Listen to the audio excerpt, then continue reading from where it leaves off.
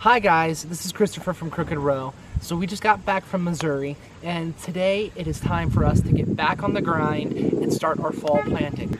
So as you can see right here behind me, this is our flower area that we have right in front of our greenhouse.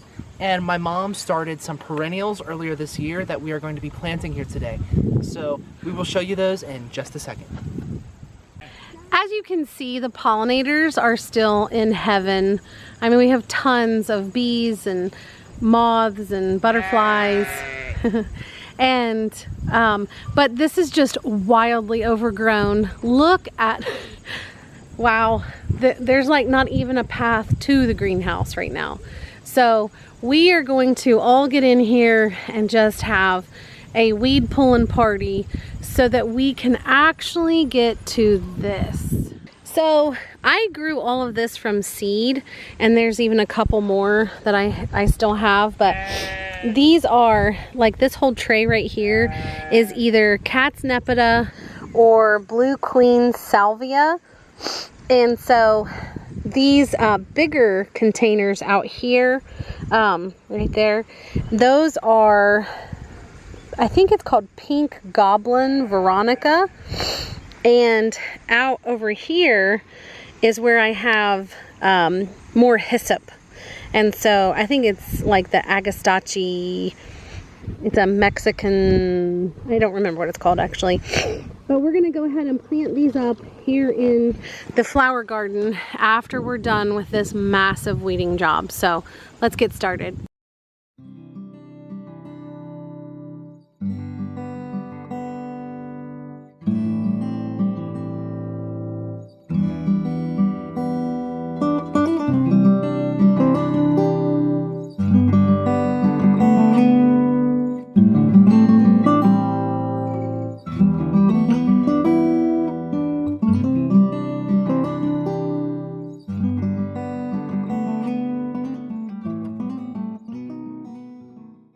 Okay, so right now we're right near the greenhouse, and I have this, like in my mind, there's like a triangle little island right here.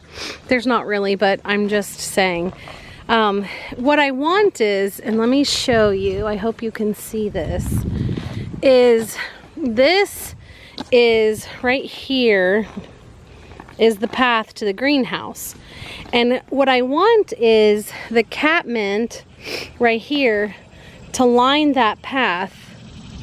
And then I also want this outside to be lined in catmint. Next year I might do the very back. So this dead looking plant that you see there is Liatris, and it has beautiful purple spikes. And right around here I have bee balm planted. And so what I want is, I want this to be lined here up to the greenhouse, or at least sort of near the greenhouse. And then on this side, right now, this elderberry bush is really full and just like out here. But in the spring, we cut all this back.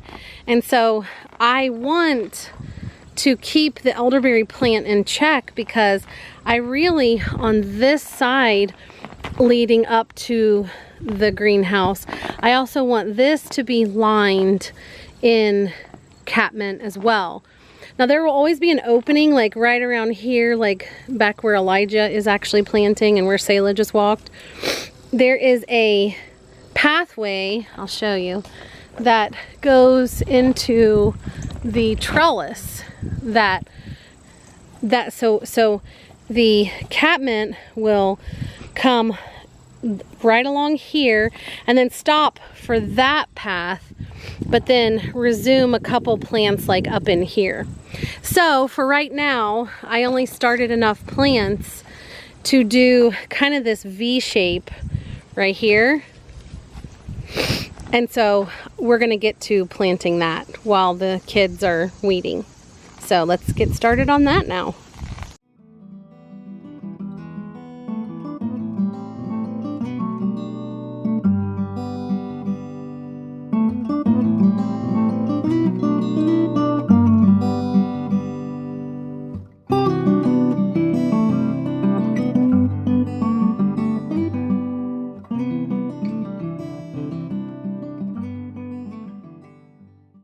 Okay, as we are starting to get this area all cleaned out, it's starting to look really pretty.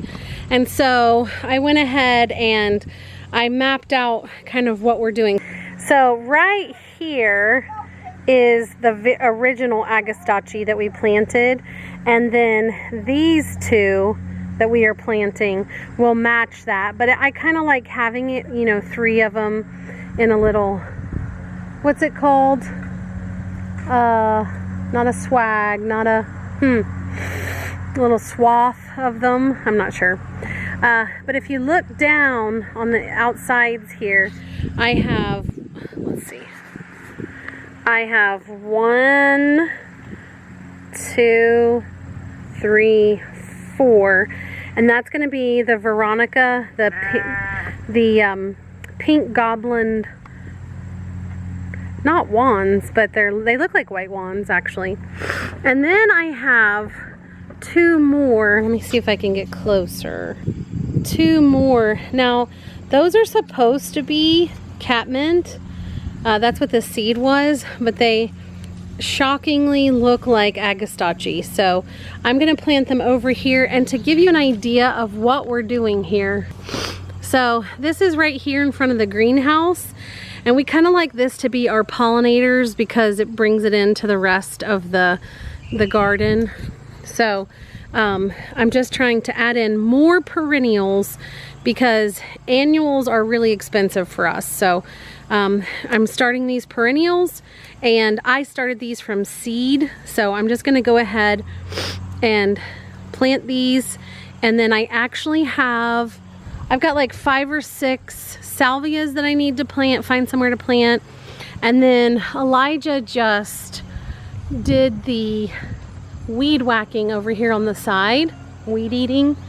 And we're going to plant 2 Russian sages over there. Since Russian sage is pretty drought tolerant, we really can't get water on that side over there. The hoses won't stretch over there. So let's get to it.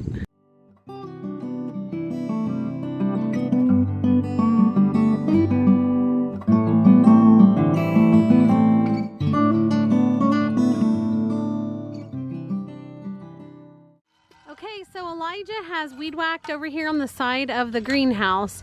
So now they are going to turn that soil over so that we can plant 2 Russian sages.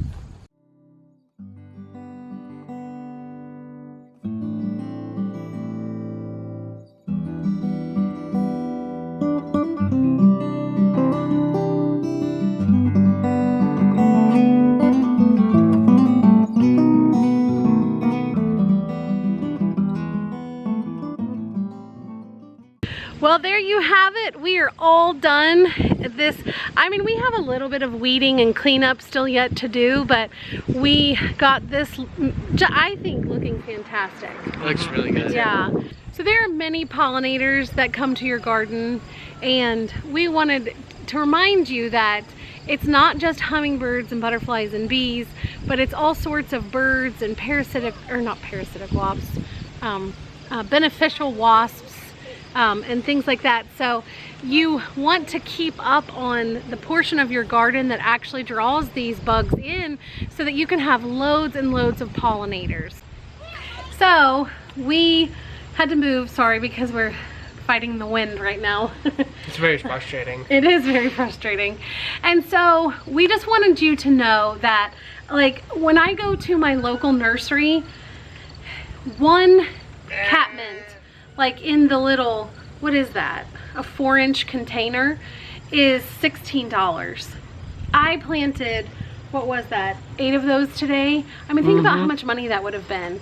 And for a packet of catmint, I think I paid $4 on Swallowtail Nursery, or Swallowtail Gardens, maybe it is. I'll put it in the comments below.